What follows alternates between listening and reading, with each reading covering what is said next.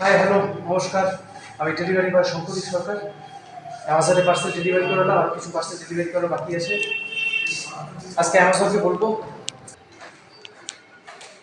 Zodiac company, এটা কি কোনো কোম্পানি? আমার অ্যামাজনের কাছে প্রশ্ন।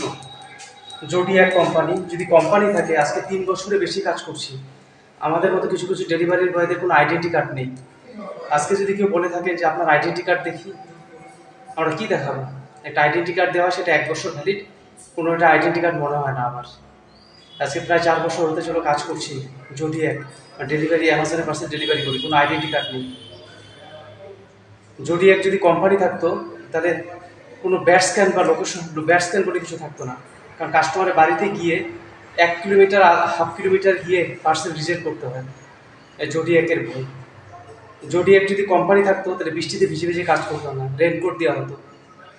জোডিয়াক যদি কোম্পানি থাকতো, তাহলে এই ভারী ভারী পার্সেল পিছিয়ে ভারী ভারী পার্সেলের বিল্ডিংয়ে উঠতাম না।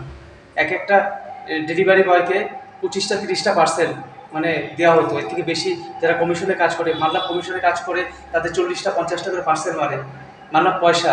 কিন্তু এতে করে খুব ক্ষতি, এবং পিঠে ভারী ভারী ব্যাগ নিয়ে পার্সেল নিয়ে বিল্ডিংয়ে ওঠা। ভারী ভারী পার্সেল, জোডিয়াক যদি কোম্পানি হতো, তাহলে ভারী ভারী পার্সেলে বিল্ডিংয়ে উঠতাম না।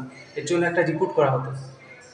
আর জোডিয়াক যদি কোম্পানি হতো, তাহলে আমাদের মতো ডেলিভারি বয়রা সকালবেলা এসে না খেয়ে কাজ করে সন্ধ্যা অবধি কাজ করতাম না, কারণ সন্ধ্যার জন্য একটা ডেলিভারি বয় রিপোর্ট করা হতো। তা আমার প্রশ্ন জোডিয়াককে, আমরা অ্যামাজনের পার্সেল ডেলিভারি করি, অবশ্যই আমাদের একটা পার্মানেন্ট মানে একদম একটা আইডেন্টি কার্ড দিন, যাতে আমরা পরিচয়পত্র দেখাতে পারি। এতে করে খুব লজ্জা লাগে, কারণ প্রায় 3 বছর উপরে কাজ করছি।